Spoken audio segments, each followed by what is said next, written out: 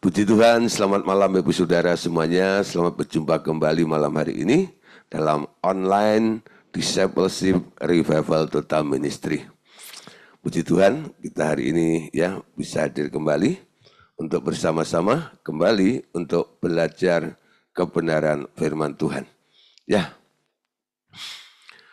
materi pelajaran yang akan kita bahas malam hari ini, kita masih membahas tentang persekutuan pribadi, ya, tentang persekutuan pribadi. Nah, saudara, seperti apa yang sudah kita bahas minggu yang lalu, ya, bagaimana kita bisa mengadakan persekutuan pribadi dengan Tuhan? Kita harus ambil waktu. Tuhan Yesus pagi-pagi buta, dia keluar, memisahkan diri, Alkitab bilang menyendiri ke tempat yang sunyi. Ngapain? Ku ingin selalu bersekutu denganmu, menikmati hadiratmu. Nah, gimana kita bisa menikmati hadirat Allah? Seperti Tuhan Yesus. Stepnya ya, yang kita ambil, langkah yang kita ambil, harus meneladani seperti Yesus.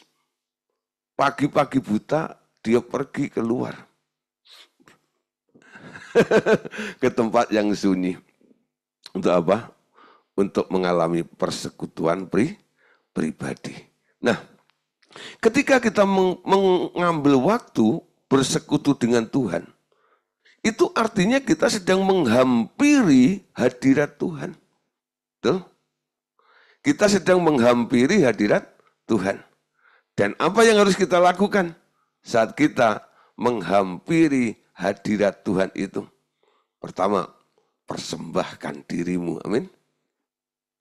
Sebagai imam, untuk kita bisa melakukan dan melayani Tuhan.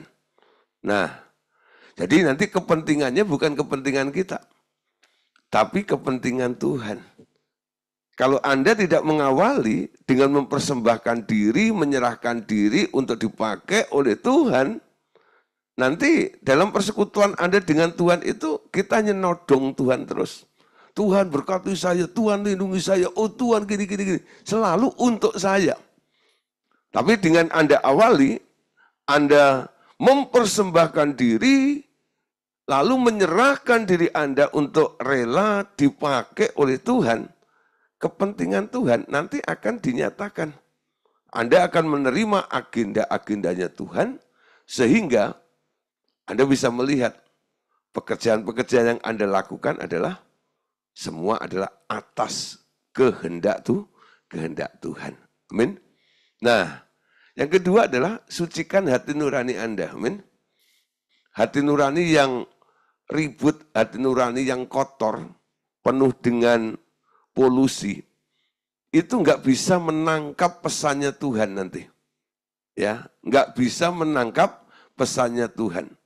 Jangan lupa minta darah Tuhan Yesus untuk menyucikan hati nurani kita.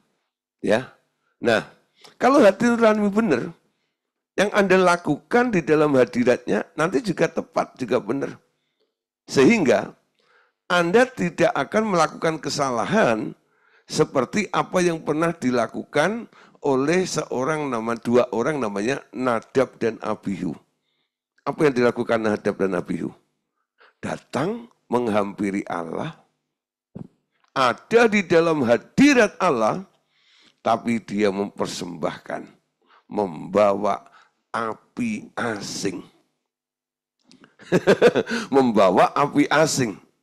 Nah, tidak sesuai dengan prosedurnya Allah. Sehingga apa? Disamber habis oleh Tuhan. Game over. Mati. Saudara. Jadi saudara, kadang-kadang kalau kita bicara tentang expression atau hadiratnya, itu kan kita selalu berpikir, wah, di dalam hadirat Tuhan itu adalah tempat yang indah. Di dalam hadirat Tuhan itu maknyes, enak, ngalami kelegaan, ada damai, melimpah-limpah dan sebagainya. Betul. Ya. Dalam hadirat Allah memang seperti itu. Tapi saudara, kalau sikap hatimu tidak tepat, tidak benar ketika di hadirat Allah, nasibnya berbeda. Anda tidak menerima apa yang seperti Anda bayangkan tentang hadirat Allah itu, justru yang kita alami bisa sebaliknya, yaitu fatal. Tuh. Seperti Nadab dan Abihu. Ngapain yang dilakukan? Dia nggak nyolong, enggak. Dia nggak berzina. Dia hanya membawa api, tapi apinya tidak sesuai dengan apa yang diperintahkan Tuhan. Alkitab bilang itu namanya api asing, tidak dikenal oleh Tuhan. Segala apa yang kita lakukan, baik dalam ujian penyembahan, dalam melayani, dan sebagainya, pastikan yang Anda lakukan itu adalah sesuatu yang dikenal oleh Tuhan. Apa itu yang dikenal oleh Tuhan? Produknya dia. Kalau bukan produknya dia, itu disebut asing. Ini produknya siapa tuh ini? Ini KW namanya ya. Ada yang menciplak, ada yang niru tuh. Nah sekarang kan gitu, hati-hati beli online kadang-kadang ya. Nah serupa tapi nggak sama. Anda kadang-kadang terkecoh dengan harga miring, ya. Setelah barangnya tiba, Anda baru kaget. Oh, modelnya sama, warnanya sama, betul ya? Ukurannya sama, tapi kualitas bahannya ternyata berbeda. Nah, kecewa nggak? Kecewa. Tuhan pun juga begitu. Pada hari terakhir nanti, Tuhan akan berterus terang kepada orang-orang yang selalu membawa api asing di hadapannya. Nyah, hei, ya, nyah dari hadapanku, hei kalian semuanya, pembuat kejahatan. Aku tidak mengenal kamu. Karena yang dilakukan apa? Produknya sendiri, bukan produknya Allah. Amin. Nah, malam hari ini, saudara, kita akan belajar langkah selanjutnya. Motivasi itu penting. Saat kita menghampiri tahtanya Allah, jaga motivasinya. Yang terpenting dalam menghampiri tahtaku, Bapak bilang, adalah persembahan hidupmu, yakni kerelaan untuk dipakai menurut tujuanku. Camkan baik-baik ini. Yang terpenting dalam menghampiri tahtaku adalah persembahan hidupmu, yakni kerelaan untuk dipakai menurut tujuanku. Nah, ini yang paling penting. Ketika kita menghampiri tahta Allah, Anda harus punya hati apa? Rela.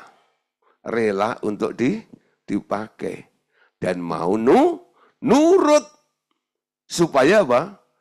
Tujuan Allah itu bisa terrealisasi. Karena dia punya tujuan, saudara. Ketika Allah menyelamatkan Anda, itu bukan ya iseng-iseng itu enggak. Kalau Anda mungkin tanya kepada Tuhan, pada Bapak, ya, Anda tanya, Bapak, kenapa engkau utus Tuhan Yesus menebus saya, sehingga saya beroleh selamat, saya terhindar dari hukuman api neraka. Kenapa engkau selamatkan aku? Siapa yang pernah tanya gitu sama Tuhan? Buru-buru nanya, habis diselamatkan, ya lupa sama Tuhan. Bebanku terlepas, bebanku terlepas. Nah, terus ngapain? Keluyuran, cari duit. Ya, itu yang dilakukan. Gak pernah nanya sama yang menebus Anda. Tuhan, kenapa engkau rela mati menebus aku? Pasti Anda akan dapat jawabannya. Bapak itu punya tujuan, betul? Kenapa menyelamatkan Anda? Malam hari ini saya kasih tahu kepada Bapak Saudara semuanya. Karena Anda nggak pernah nanya kepada Tuhan, Makanya apa yang pernah saya alami, saya nanya kepada Tuhan, Tuhan bilang, kenapa aku menyelamatkan kamu, Gideon? Karena aku punya tujuan dalam hidupmu. Saudara, sampai di titik ini karena Tuhan. Betul? Saya nggak pernah punya berpikiran pengen jadi seorang hamba Tuhan, tuh nggak pernah. Kenapa? Saya nggak suka jadi hamba Tuhan. Kenapa saya nggak suka jadi hamba Tuhan? Karena saya anak hamba Tuhan. Nah, betul. Tapi saudara, pilihan Tuhan membuat saya nggak bisa lari. Akhirnya saya harus jadi hamba Tuhan. Tapi bukan karena terpaksa. Memang sedikit dipaksa sih awalnya. Ketika saya sudah nggak mengerti tentang arah tujuan hidup saya, Tuhan tangkap saya melalui om saya itu, saya dijebloskan ke sekolah Alkitab. Wah, itu kayak penjara bagi saya. Tapi dari situ saudara, saya mulai menangkap, mengerti tentang rencana Allah dalam hidup saya. Setelah saya menjalani pelayanan ini, dan banyak lika-likunya sampai Tuhan akhirnya mengkoreksi, meluruskan motivasi dalam pelayanan dan sebagainya, sampai hari ini ada di titik seperti dan kondisi seperti ini. Ini karena tujuan Tuhan atas hidup saya. Bagaimana dengan Anda? Apakah Anda sedang ada di dalam tujuan Allah? Atau Anda belum mengetahui tentang tujuan Allah atas hidup Anda? Pastikan Anda tuh tahu. Bagaimana Anda tahu? Ambil waktu bersekutu secara pribadi dengan Tuhan. Tuh. Ambil waktu. Kalau Anda nggak ambil waktu, Anda nggak ketemu. Tapi kan di gereja ngerasain, iya itu rombongan. Tapi secara personal, Anda harus punya hubungan pribadi dengan Tuhan. Sampai Anda mengenal Tuhan, Tuhan mengenal Anda. Nah, di sini nanti saudara, akan ada dialog antara Anda dengan Tuhan. Amin. Nah, saudara, berikutnya. Bapak bilang begini. Aku akan mengisimu dengan segala hikmat yang kumiliki dan mengajarmu agar menjadi serupa aku sesegera mungkin. Nah, itu yang dilakukan oleh Bapak. Ketika kita menghampiri tahtanya, Dia akan mengisi Anda dengan segala hikmat yang Dia miliki. Dan mengajar kita supaya apa? Supaya kita ini cepat bisa menjadi serupa dengan Bapak secepat-cepat mungkin. Itu caranya saudara. Untuk mengubah kualitas kehidupan kita ini, itu cuma satu caranya. Persekutuan pribadimu dengan Tuhan. Semakin jamnya bersekutumu dengan Tuhan itu, semakin banyak. Anda punya kesempatan lebih banyak untuk diisi oleh Tuhan. Kalau Anda mungkin sehari aja nggak ada 1 jam. 1 jam aja udah lihat jam terus tuh ya. Padahal jamnya sama aja. Ya itu aja tuh ya. Ku ingin selalu sambil lihat jam. Bersekutu denganmu. Lihat jam lagi. Ya. Mending nggak pakai jam. Itu jam mengganggu. Betul nggak? Harusnya kamar-kamar doa itu nggak usah ada jamnya. Ya, nggak usah ada jamnya harusnya. Coba kalau ada jamnya, matanya ngelirik jam terus gitu ya. Ini Pak Gideon tuh mimpin penyembahan kok nggak selesai-selesai ya. Sampai kapan itu? Makanya bahasa rohnya lama bener kan gitu ya. Nah, banyak orang kadang-kadang seperti itu. Nggak bisa bertahan di dalam hadirat Allah. Tapi kalau nongkrong di depan TV, tahan lama. Amin. Nah itu TV mesti disingkirkan. Itu berhala mata satu berarti. Kenapa orang nongkrong depan TV lebih tahan daripada di hadirat Allah? Amin. Nah, pernah nggak mikir seperti itu? Iya ya, kenapa ya? Kok begitu? Ngaku lagi. Kalau udah ngaku mulai berubah. Coba ya tak ubah ya. Aku mau lama-lama di hadirat Allah. Sampai saya bisa mengatakan, di hadiratmu aku puas. Di hadiratmu aku bebas. Di hadiratmu ada terang kehidupanku. Pernyataan kuasa kekuatanku. Di hadiratmu ku datang persembahkan lagu. Di hadapan Rajaku, jreng, jreng, jreng, jreng, jreng, jreng, kalau pakai gitar.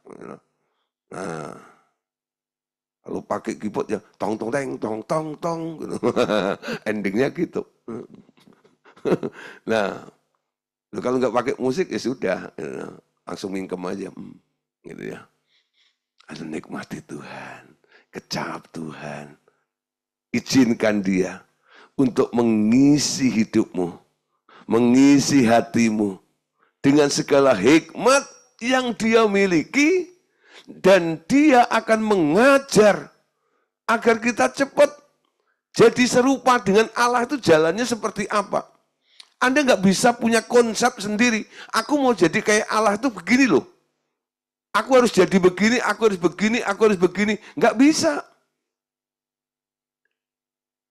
Untuk Anda bisa menjadi seperti Allah itu cuma satu. Supaya cepat. Anda rela untuk diajarin. Pikulah kuk yang kupasang dan belajarlah kepadaku, karena aku rendah hati dan lemah lembut. Betul?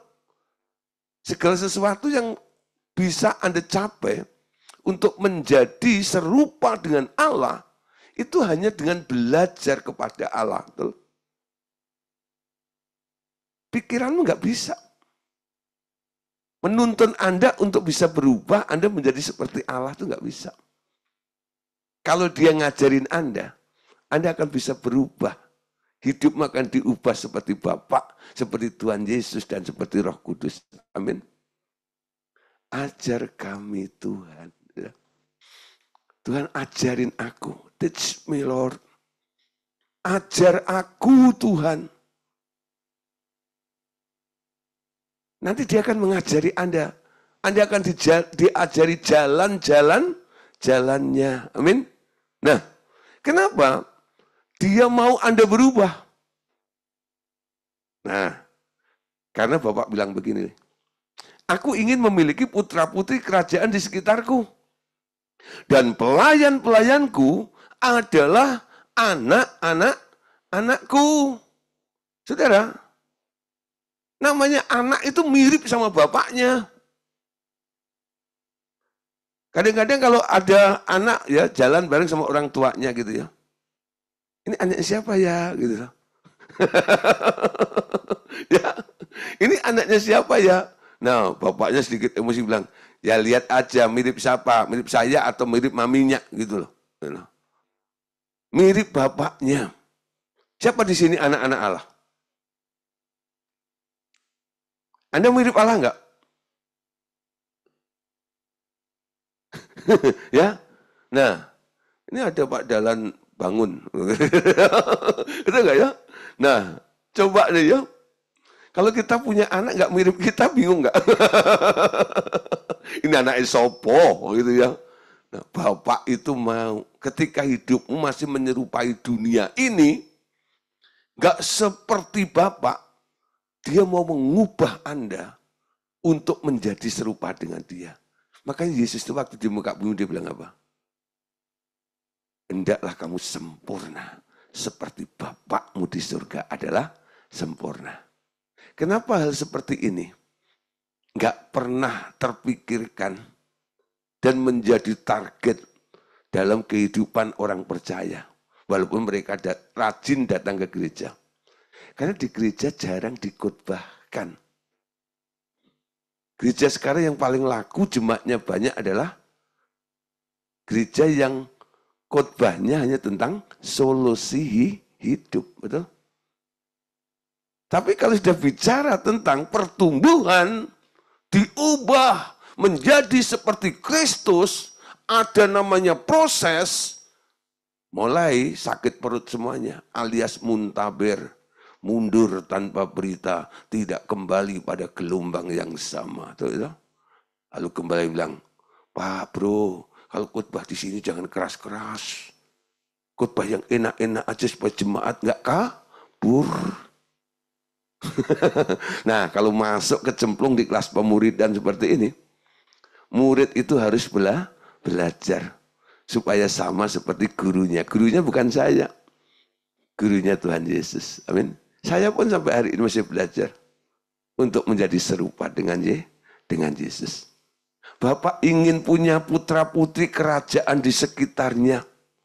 Dan kalau toh mereka giat dalam pelayanan, pelayan-pelayan yang sedang bergerak, bekerja melayaninya itu adalah anak-anaknya. Betul? Yang ngerti maunya Bapak. Ada di dalam proyeknya Bapak. Sehingga datanglah kerajaanmu, jadilah kehendakmu itu akan terjadi. Amin.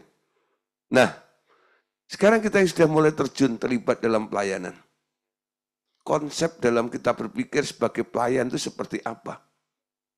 Malam hari ini kita dapat pesan bagus dari Bapak.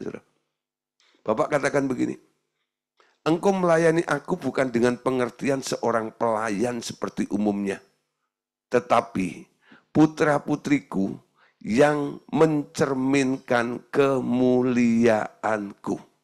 Sekali lagi ya. Engkau melayani aku bukan dengan pengertian seorang pelayan seperti umumnya. Tetapi putra-putriku yang mencerminkan kemuliaanku. Saudara, kebanyakan seorang pelayan itu pikirannya gimana? Apa sih yang bisa aku lakukan supaya bosku senang, betul?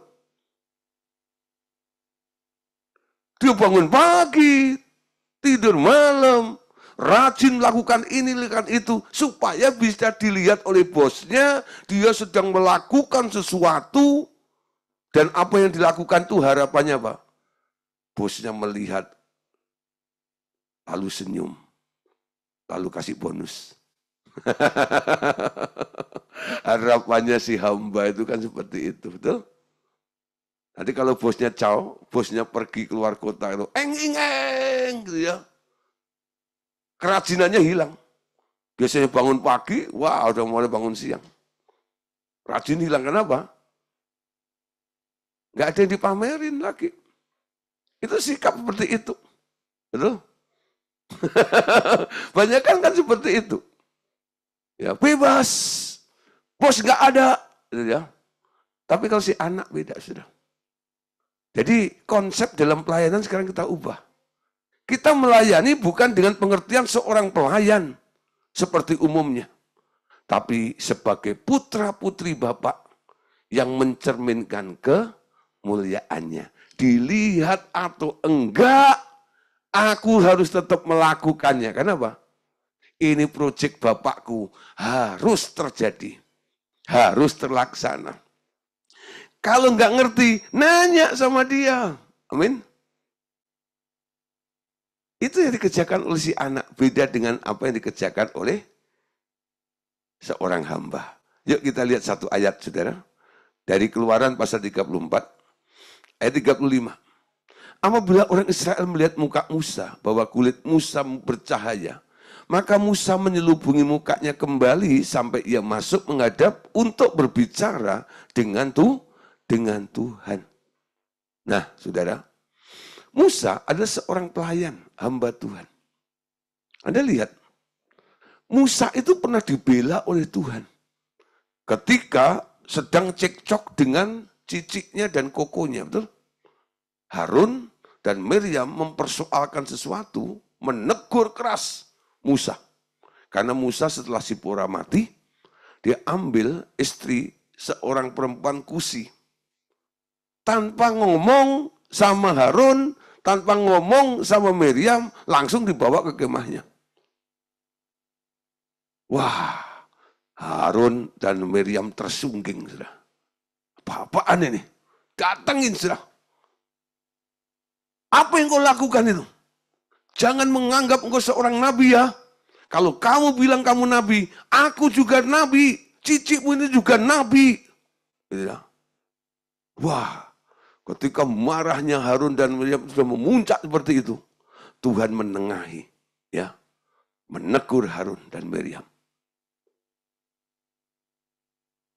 Harun, berani-beraninya kamu ngomong gitu sama Musa. Musa itu beda sama kamu. Kalau kamu bilang kamu nabi, dia nabi, beda kualitasnya. Musa itu bertemu muka dengan muka, direct. Dia dapatkan sesuatu langsung dari aku. Aku berbicara langsung dengan Musa.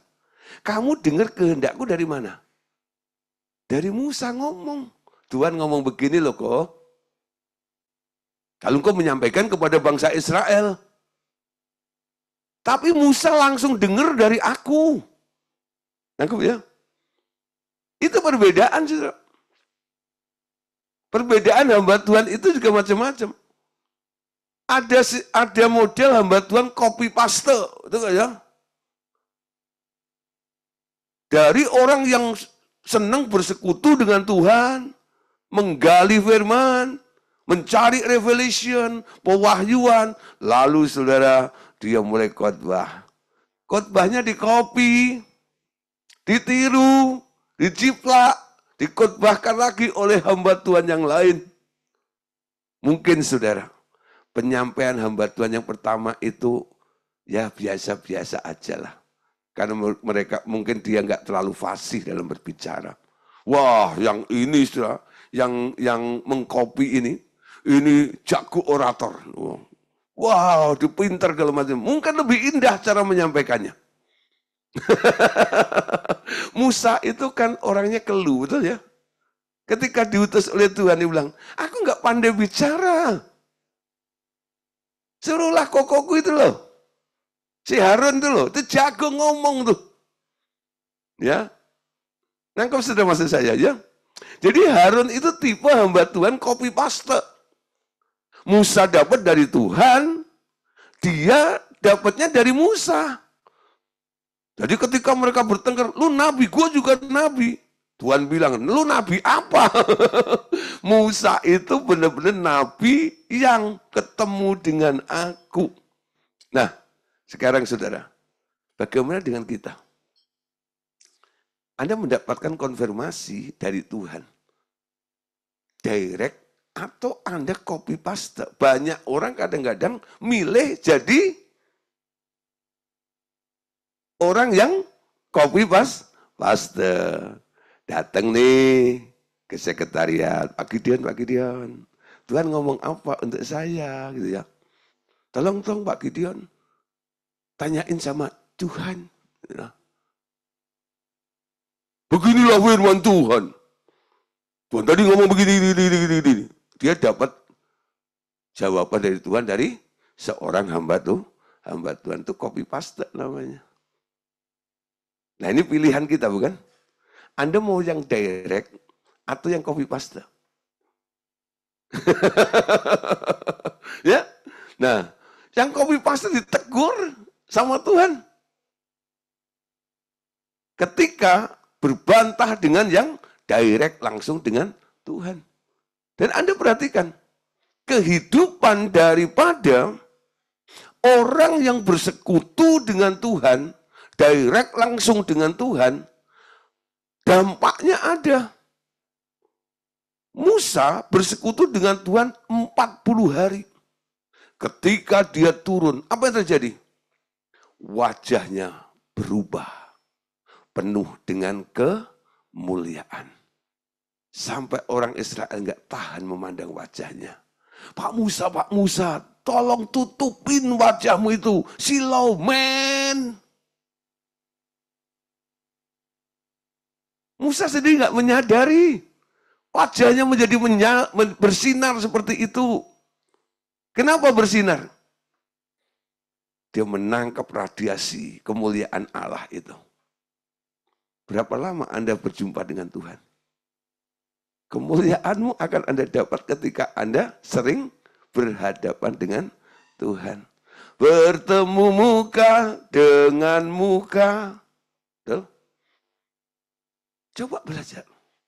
Tuhan, aku mau ketemu Engkau. Aku mau ngalami Engkau. Kualitasnya beda. Kita jangan jadi orang Kristen katanya. Katanya Pak Pendeta sih, Tuhan ngomong begini. Katanya mentor saya sih, Tuhan ngomong begini. Ya kadang-kadang saudara, hamba Tuhan juga manusia kadang-kadang ya. Ketika Anda desak untuk menjawab supaya Anda ngerti tentang kehendak Tuhan atas hidup Anda, belum tentu murni kadang-kadang. Karena gengsi, akhirnya ya bukan nubuat tapi kubuat bisa juga. Analisa sendiri. Kayaknya orang ini harus begini. Tapi mengatasnamakan Tuhan. Nah ini cilakanya lagi nanti. Lebih aman kalau Anda dapat langsung dari Tuhan. Amin. Jangan males untuk ambil waktu supaya Anda punya persekutuan pribadi dengan Tuhan. Nah, saudara, kenapa orang yang ketemu dengan Tuhan mukanya berubah? Bercahaya begitu luar biasa. Karena Bapak bilang begini, aku akan terus-menerus mengisi, aku akan terus-menerus mengimpartasi mereka dengan kemuliaanku sendiri dan membuat mereka menjadi cermin kemuliaanku di mana saja kerajaanku mengembang. Ya, dia akan mengisi dan mengimpartasi. Semakin hari Anda semakin mulia. Mungkin enggak seperti Musa kinclong wajahnya gitu, enggak. Tapi karaktermu mulai berubah, betul? Anda punya pikiran Kristus, Anda punya karakter Kristus, betul? Idemu idenya Kristus. Beda, saudara. Ide manusia sama idenya Allah itu beda. Pikirannya manusia dengan pikirannya Allah itu beda. Nah, orang yang mendapat inspirasi karena diisi dan diimpartasi oleh Allah, dia bisa mengadopsi pikiran Kristus. Masa sih Pak? Paulus pernah bilang, kami memiliki pikiran Kristus. Bisa. Kalau Anda rajin, punya waktu untuk mengambil persekutuan pribadi dengan Tuhan. Kenapa saudara? Dia harus repot-repot, terus-menerus mengisi dan mengimpartasi kemuliaannya. Supaya Anda bisa menjadi cermin kemuliaan Allah di mana saja kerajaannya mengembang. Anda bisa jadi berkat di mana saja Anda berada. Anda akan menjadi jawaban di mana Anda berada. Ya. Nah, saudara, lanjut ya. Ini pesan Bapak lagi. Keinginanku adalah mengisi semua duta-dutaku dengan kepenuhanku secepat mungkin.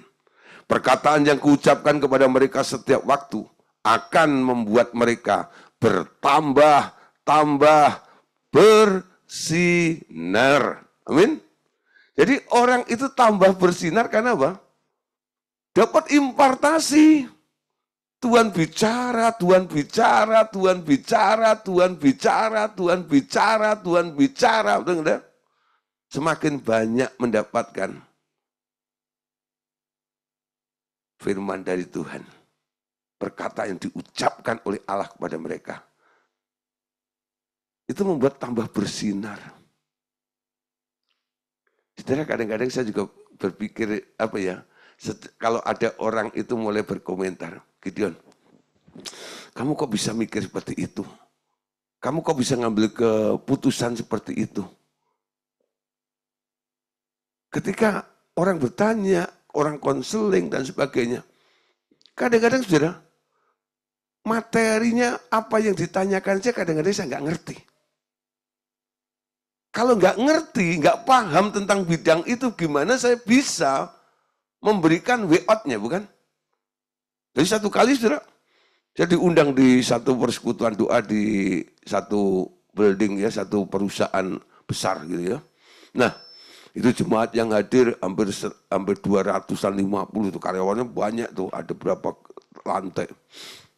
Nah, setelah ibadah selesai, pengurusnya bilang gini, Pak Direksi biasanya datang nih. Ya, di situ ada 5 direktur.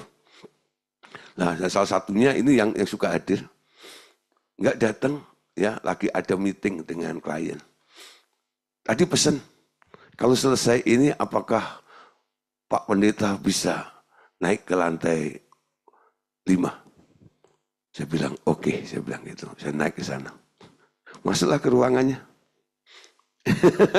Setelah masuk gitu, lalu salaman oke, ya, ada Bapak gitu.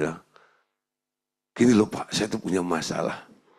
Ya, Bapak tahu ya, saya orang pengusaha.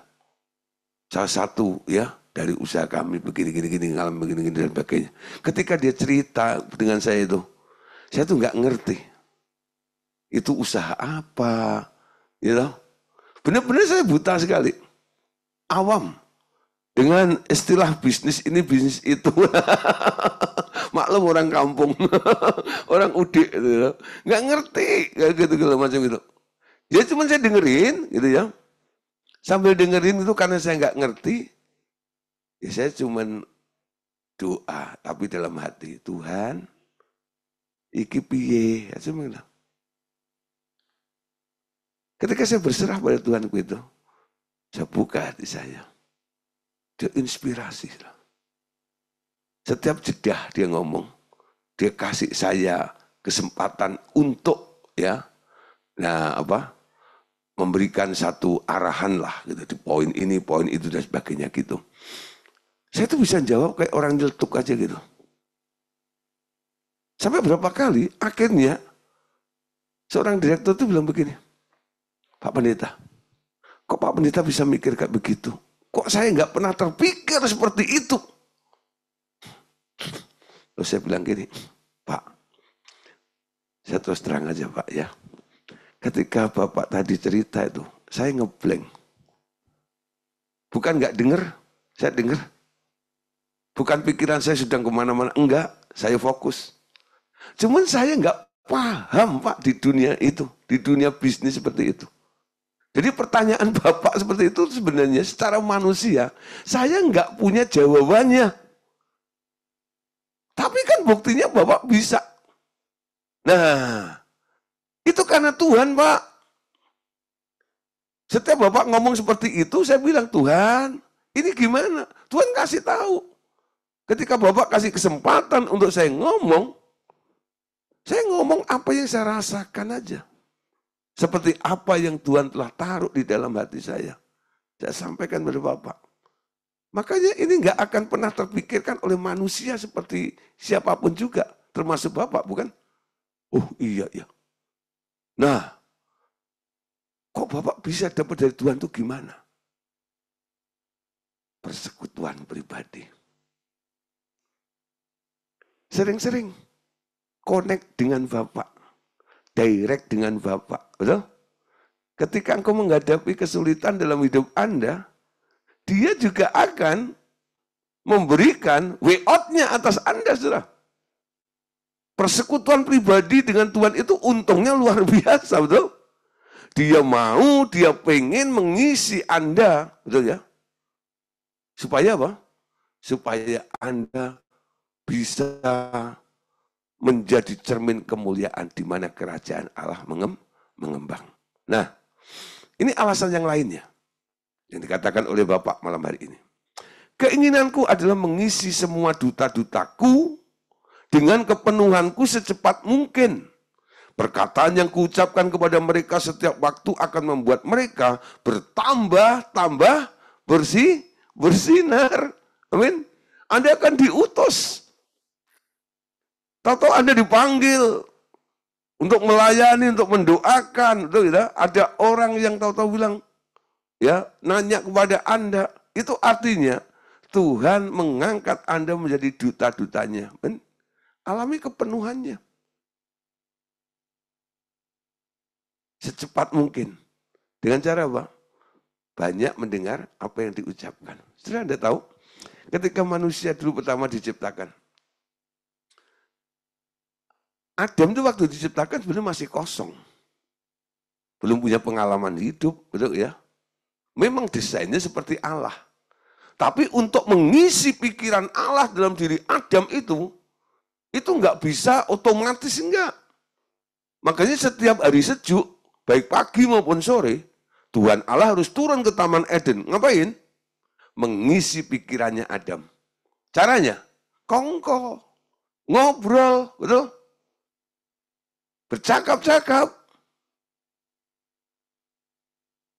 Nah, ketika Anda bercakap-cakap dengan seorang dokter gitu ya, lalu dia mulai ceritakan pengalamannya dalam mengobati orang, menangani kasus ini dan itu dan sebagainya. Apa yang terjadi, saudara? Lama-lama, saudara, pengertian tentang seorang dokter itu Anda mulai tangkap. Dan satu hari kalau ada orang ini, Anda bisa mengambil kesimpulan. Dari mana? Dari seorang dokter yang cerita dengan Anda tadi itu. Persekutuanmu dengan Allah sama. Apa yang dikatakan oleh Allah atas hidup Anda, itu menjadi pegangan atas hidup Anda. Kenapa? Karena setiap perkataan yang keluar dari mulut Allah tidak pernah kembali dengan sia-sia. Dia yang berfirman, dia juga yang akan mengerjakan dan menggenapinya. Saudara, ada satu contoh. Orang yang luar biasa di dalam perjanjian lama. Ya, yang gak banyak salah dalam hidupnya. Namanya siapa? Namanya Samuel. Baca, saudara, 1 Samuel 15 ayat 22. Tetapi, jawab Samuel, apakah Tuhan itu berkenan kepada kurban bakaran dan kurban sembelian, sama seperti kepada mendengarkan suara Tuhan? Sesungguhnya mendengarkan lebih baik daripada korban sembelihan. Memperhatikan lebih baik daripada lemak domba jantan. Ini teguran yang dikatakan kepada Saul oleh Samuel. Karena yang dikatakan oleh Samuel kepada Saul. Karena Saul tidak taat. Betul? Tapi Anda kalau lihat Samuel, saudara, kenapa dia nggak banyak melakukan kesalahan? Karena dia hidup selalu mendengar suara Tuhan. Sejak kecil Samuel itu dengar suara Tuhan. Sampai matinya. Luar biasa, bukan? Orang yang hidup karena perkataan Tuhan, hidupnya lain. Hidupnya beda. Ya. Nah, kalau di perjanjian baru siapa, saudara? Contoh, tokoh yang hidup dari perkataan Allah. Yesus itu. Makananku ialah melakukan kehendak Allah dan kebenarannya. Ya, dan menyelesaikannya. Amin. Samuel, Yesus. Kalau hari ini siapa, saudara?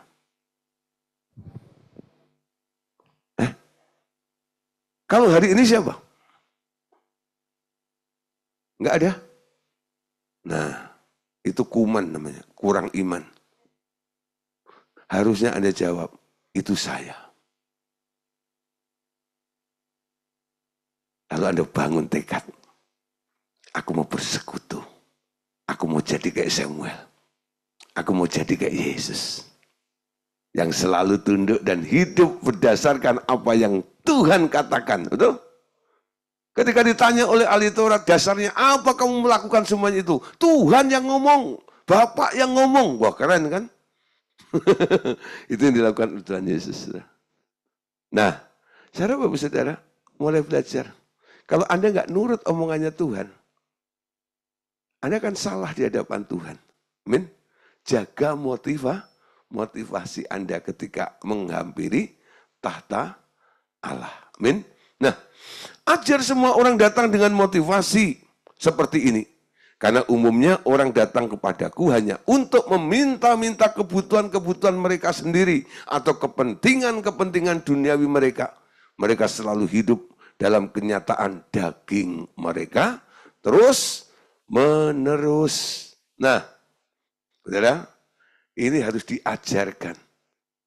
Makanya malam hari ini saya sengaja tekankan perkara motivasi ketika kita menghampiri tahtanya Allah. Supaya apa? Kita tidak hanya datang hanya untuk meminta-minta kebutuhan-kebutuhan kita sendiri atau kepentingan-kepentingan dunia kita. Hidup dalam kenyataan daging terus menerus. Amin. Nah, mereka yang tak mau mengubah motivasi mereka akan mengakibatkan banyak kegagalan dalam rencanaku. Aku akan mengadakan banyak pembenahan tujuan di hati anak-anakku. Banyak usaha akan kukerjakan di hari-hari mendatang dengan segera agar mereka lebih sadar akan panggilanku. Amin. Tuhan terus giat. Dia mau mengajar Anda. Supaya panggilan Allah itu boleh menjadi semakin nyata dalam kehidupan kita semuanya. Ya, kita lihat dasar-dasarnya tadi ya. Dari 2 Korintus 3 ayat 16 sampai 18. Tetapi apabila hati seseorang berbalik kepada Tuhan, maka selubung itu diambil dari orang itu. Sebab Tuhan adalah roh, dan di mana ada roh Tuhan, di situ ada kemerdekaan. Amin. Di situ ada kemerdekaan. Kita semua mencerminkan kemuliaan Tuhan dengan muka yang tak terselubung, yang tidak berselubung. Karena kemuliaan itu datang dari Tuhan yang adalah roh, maka kita sedang diubah menjadi serupa dengan gambarnya dalam kemuliaan yang semakin besar. Kita sedang diubah untuk menjadi serupa, mencerminkan kemuliaannya semakin besar di dalam kehidupan kita. Sehingga gambar Allah itu semakin jelas. Anda dan Yesus nanti nggak akan ada bedanya, betul? Sekarang masih antara bumi dan langit, betul? Ya. Tapi Anda nanti lihat karaktermu sama seperti Yesus. Hatimu sama kayak Yesus. Perasaanmu sama kayak Yesus. Diubah lebih cepat, diubah lagi, dan diubah lagi. Amin. Nah, saudara, kita punya Allah yang luar biasa. Dalam menghampiri Allah, saudara, kita nggak perlu menentukan atau harus mengambil tempat khusus di mana dan sebagainya. Karena apa? Allah yang kita sembah, Allah yang kita percayai adalah Allah yang omnipresent. Allah yang maha hadir. Amin. Omnipresent. Allah maha hadir. Saudara, banyak kesalahan dilakukan hamba-hambaku, kata Bapak, dalam mengajar orang-orang yang kupercayakan kepada mereka. Aku ingin cara kerja mereka berubah. Aku mengajarmu sekarang agar menjadi model standar dan contoh bagi pelayan-pelayanku yang lain. Nah, kalau hari-hari ini saudara, Tuhan begitu giat dan semangat dalam mengerjakan dalam kehidupan kita. Mendisiplin hidup kita. Kasih kebenaran-kebenaran yang lebih dari rata-rata dalam sekelompok kita ini. Tujuannya apa, saudara? Dia mau kita lebih cepat bertumbuh. Ya. Supaya kita bisa menjadi standar, menjadi contoh bagi pelayan-pelayan yang lain. Saudara, ini bukan sebuah untuk menyombongkan diri atau bagaimana, saudara. Kadang-kadang, saudara, ya, saya melihat perbandingan seperti ini nyata. Orang yang mau dididik oleh Tuhan, orang yang mau belajar dengan Tuhan, dan orang yang hanya sekedar mau menjadi hamba Tuhan, kualitasnya beda. Orang bisa menilai, Pak, kok itu begini, kok itu begitu, kok Bapak begini. Nah, ketika orang mulai berkomentar seperti itu, kenapa Anda berbeda dengan mereka? Karena Anda mau belajar, karena Anda mau diajar, Anda ambil waktu untuk memiliki persekutuan pribadi dengan Tuhan.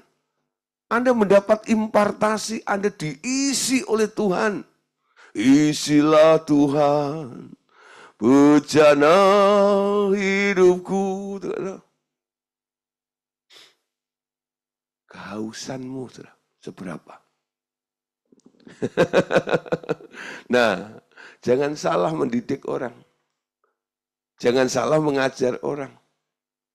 Jadi orang-orang yang dipercayakan untuk belajar di revival Total Ministry ini dididik begitu keras.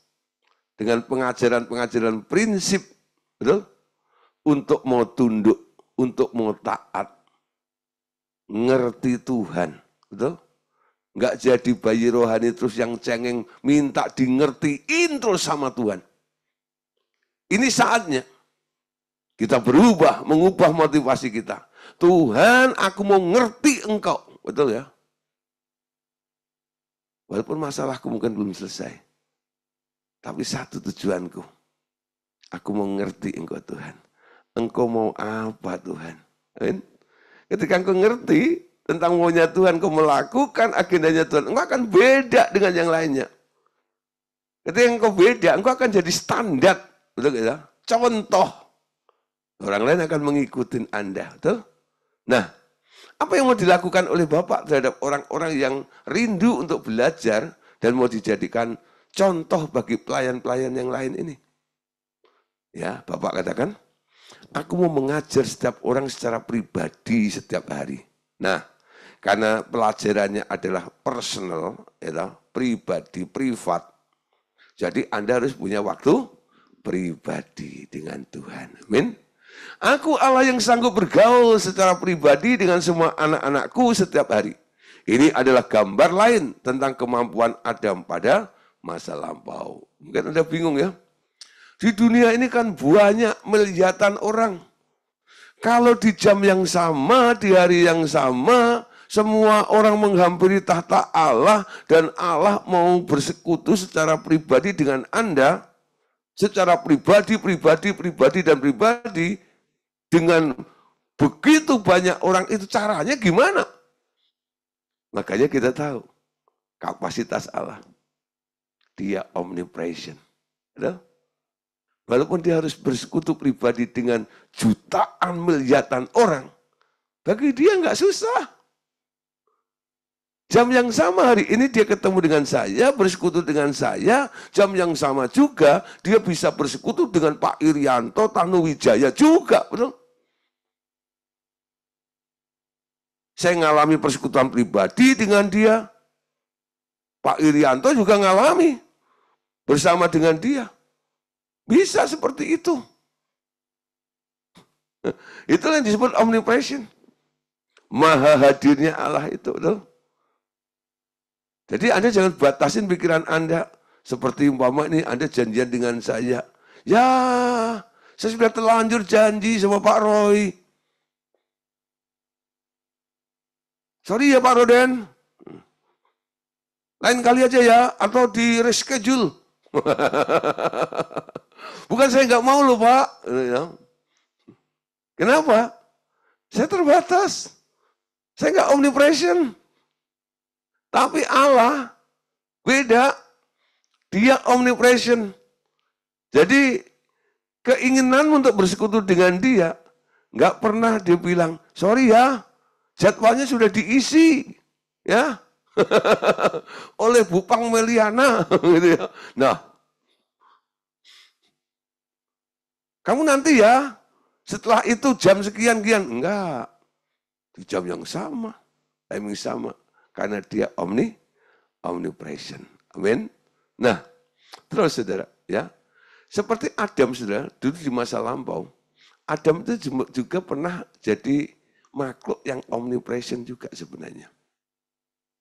Adam itu mengatur bumi yang begitu luas itu. Gimana dia bisa pindah dari tempat satu ke tempat lain? Nah, Adam itu dengan mudah pindah ke sana dulu. Sebelum dia jatuh dalam dosa ya, maksud saya. Ada 7 roh di dalam dirinya itu. Kenapa? Karena ketika Allah menciptakan Adam, Allah berkata begini, aku memberi kepada Adam kemampuan serupa seperti punyaku. Karena aku berharap Adam dapat menjadi pencerminan dari seluruh kuasa dan kemuliaanku. Namun selama ia dalam proses pendidikan bagaimana ia mempergunakan semua kuasa di dalam dirinya, ia telah jatuh terlebih dahulu. Kalau Adam itu nggak jatuh dalam dosa, wah sudah keturunannya nggak perlu pesawat terbang. Apakah Allah perlu pesawat terbang? Oh enggak. Jling, nggak perlu paspor, nggak perlu visa gitu ya. Kenapa? Orang dengan mudah pindah dari Amerika ke Hong Kong. Ya. Gampang sudah, nggak ada angkot, nggak ada mobil listrik. Nah, kenapa ada mobil listrik? Kenapa ada kendaraan canggih-canggih? Ada Wus dan sebagainya. Karena manusia sekarang sudah nggak omnipresent tuh. Nggak punya kemampuan seperti Allah, seperti Adam sebelum jatuh dalam dosa. Amin. Nah, Daud menyadari bahwa dia punya Allah yang omnipresent. Dia nggak bisa bersembunyi di hadapan Allah. Baik dimanapun dia berada, Tuhan ada di situ. Ya. Nah, makanya dia tulis dalam kitab Mazmur, pasal 139 ya, ayat 6 sampai 7. Terlalu ajaib bagiku pengetahuan itu, terlalu tinggi, tidak sanggup aku mencapainya. Kemana aku dapat pergi menjauhi rohmu, kemana aku dapat lari di hadapanmu. Anda nggak bisa pergi jauh dari dia, Anda nggak bisa lari dari dia. Dia mampu mengejar Anda dimanapun Anda berada. Amin. Itulah saudara, keajaibannya Tuhan. Anda bisa berkata seperti Daud, terlalu ajaib bagiku. Pengetahuan itu terlalu tinggi. Kalau kita mikir tentang Tuhan, sudah Anda nggak nyampe, betul? Tapi kalau Anda ngalami Tuhan, Anda bisa ngerti tentang Tuhan. Tapi kalau Anda pikirin, Anda nggak akan bisa ngerti tentang Tuhan. Tapi kalau Anda mau ambil waktu, lalu Anda ngalami dengan Tuhan, ngerti tentang Tuhan, segala sesuatu bisa Anda lakukan. Tepat seperti Tuhan, betul ya. Tapi kalau Anda berpikir, Anda mau jadi, mungkin segala macam itu, mentok, dan mentok. Biarnya cuma satu. Ambil waktu. Dari 1 jam. Tingkatkan 1,5 jam. Tingkatkan lagi 2 jam. Tingkatkan lagi 3 jam. Semakin Anda sering dan waktunya banyak, saudara, itu sudah semakin cepat penuh. Kalau Anda cuma datangnya unyu, doanya laporan gitu ya. Oh Tuhan, how are you? Gitu. Apa kabar Tuhan? Ya, aku baik. Yang Monica Waluyo, aku baik. Kamu gimana di Semarang? Ya Tuhan, aku juga baik. Tapi Tuhan, gitu, ada kebutuhan nih, ini. Gitu. Ya, nanti aku kirim ya. Ya, dah. Langsung kabur. Dapatnya apa? Ya cuma kiriman itu tadi. Jangan hanya perkara itu toh. Datang Tuhan jangan hanya karena kebutuhan ini dan itu. Persembahkan diri Anda menjadi imamnya Allah. Relakan dirimu untuk dipakai oleh Tuhan. Tuhan, ini aku, pakai aku. Biar kehendakmu boleh jadi di muka bumi ini. Wah, Tuhan senang banget. Amin. Anda akan dapat banyak sekali. Tuhan banyak ngomong dengan Anda. Aku mau begini loh. Jovel Simon. Aku itu mau begini loh. Ya. Oh gitu ya Tuhan. Terus gimana? Ya sudah, nanti kamu ngomong aja. Gitu. Oh, jadi saya cuma ngomong aja. Iya. Loh kalau ditanya nanti aku yang jawab. Gitu. Oh gitu ya?